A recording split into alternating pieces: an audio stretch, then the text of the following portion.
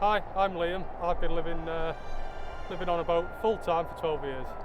I'm Kerry. I've lived on a boat all my life.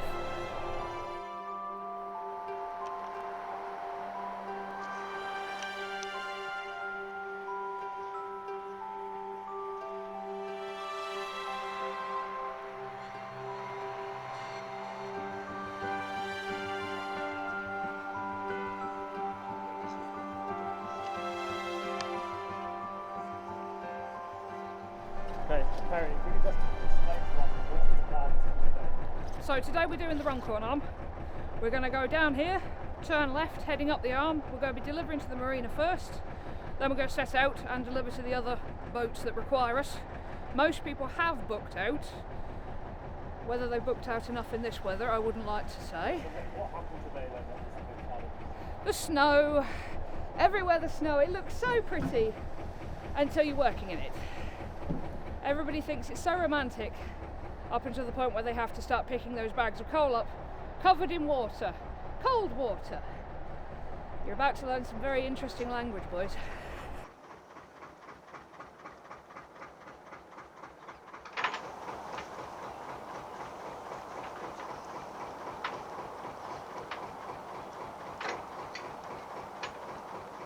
When did you first meet Liam and Kerry? A couple of years ago. He's been coming around for a while. Been coming around for a good while now, but about 3 years, I think. 2-3 years maybe. Delivers the fuel. My boat's got no coal fired, nothing. It's oil heated, so get diesel off him, buy the diesel off Liam. But he also supplies coal and other stuff to people on here. Well, you rely on the fuel boats to come round, don't you? You need the fuel boats coming round. He comes every couple of weeks, he's spot on, he lets you know when he's coming. If he can't make it, brilliant. Can't fault him.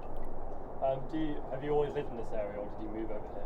I've lived over here for that house over there for 26 years now. And I've been on the marina, off and on the boats. Been on the marina about 15 years. I lost my wife 2.5 years ago now. So, living in the house, it's hard living in the house on your own, so I decided to move over on the marina, more company over here. You're locked away from the rest of the world on here. But it's great, I love it.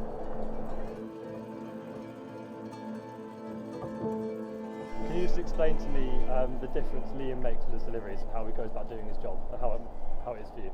He rings us up, he tells us when he's coming, and he asks you what you require. My wife tells me, she says, what we're having.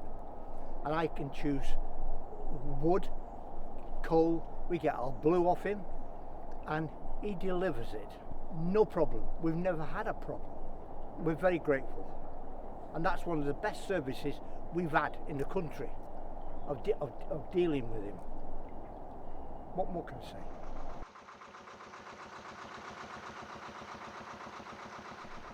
I think you've got to be reliable and regular as well. If you especially it's all right mucking about in the summer when it's dead easy, just going up and down the canal on a sort of mini holiday.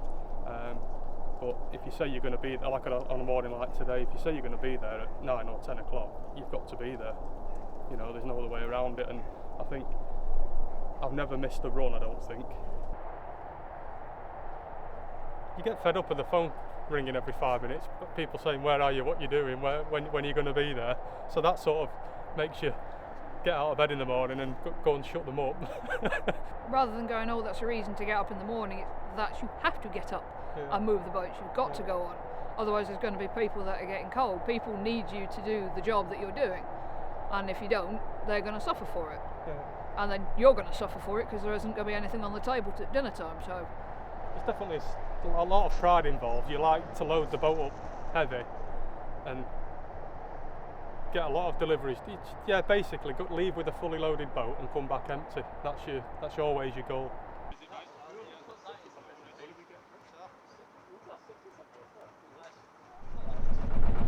my mum and dad bought a wooden boat in 1973 and they've still got it today. She's up on the wharf, and that was where I was born some 20 years later, and we've been on her ever since.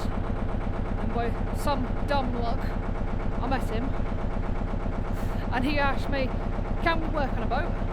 Do you think it would work as a business? And of course I've been raised to it, so I was like, yes. But do you really think it would? Yes. But do you think dude, I've already said yes 3 times. My mum and dad bought their first boat when I was 14. I was still at school. Found it just fascinating. Sort of coming towards the end of the school life, all my friends were talking about which cars they wanted to get. They said, oh, what car are you going to get? And I said, well, I don't really want a car, I think I'll buy a boat instead. I have no idea why Dad picked a boat. He was a captain of the Merchant Navy anyway. He'd been up in Lancaster, and I think a friend of his had said, oh, I'm selling mine. And Dad went, oh, that's a good idea, and told my mum, I'm buying a boat. Whether you like it or not, Mum was not for it at the time, so Dad drew out his design for the cabin and stuff on the back of a fag packet. Sold her the idea. She regretted it later when he turned out that there was things like wallpaper inside the boat, which you can imagine a boat shouldn't really have wallpaper. And that was, they moved on to her. And growing up I didn't know any different. So I was sort of like working Monday to Friday full time, and then sort of Friday afternoon, early evening till Sunday evening we were out with the boat trying to build up a business. I sort of was working 7 days a week flat out for two years, I think just over 2 years, and it got to the point where the boat side of it was getting really busy, but I was also working full time also, so it was in the back of my mind one of them had to give. Do I sort of slow down the boat and just keep it as it was, sort of slow things down and keep the sort of day job, or what do I do? Sort of a crossroads in life. After chatting with my dad and things and chatting through things with Kerry, it was a case of let's make a go of it. So I handed my notice in at work. That was 2012 I think it was. So yeah, I've been running the boat since 2010. So when we came up here first, because we moved from Northampton, we came up to Prestonbrook. My dad wanted to teach people the skills that he taught me, and to give people like me a chance who didn't do too well in school. So we set up Heatherfield Heritage, with the idea of it being a bit of a charity, bit of a thing going on. Unfortunately, we lost Dad to a combination of depression and incompetence. So now we carry on Heatherfield Heritage, admittedly a man down, but to try and keep it going for his sake.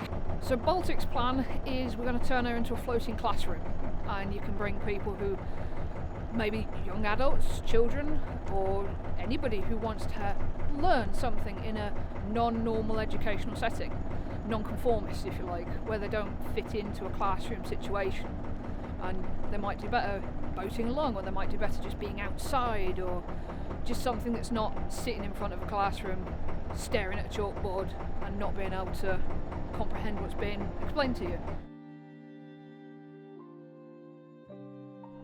You always want to leave a good impression and a good impact on people. You never want to leave a negative one. I'd like to think that the more vulnerable or customers that are struggling, either transport or whoever.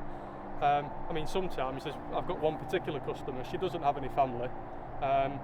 She's got nobody to turn to, and whenever I deliver once a fortnight, I always make time to stop and chat for 5 minutes, and I just hope that helps her through what she's going through.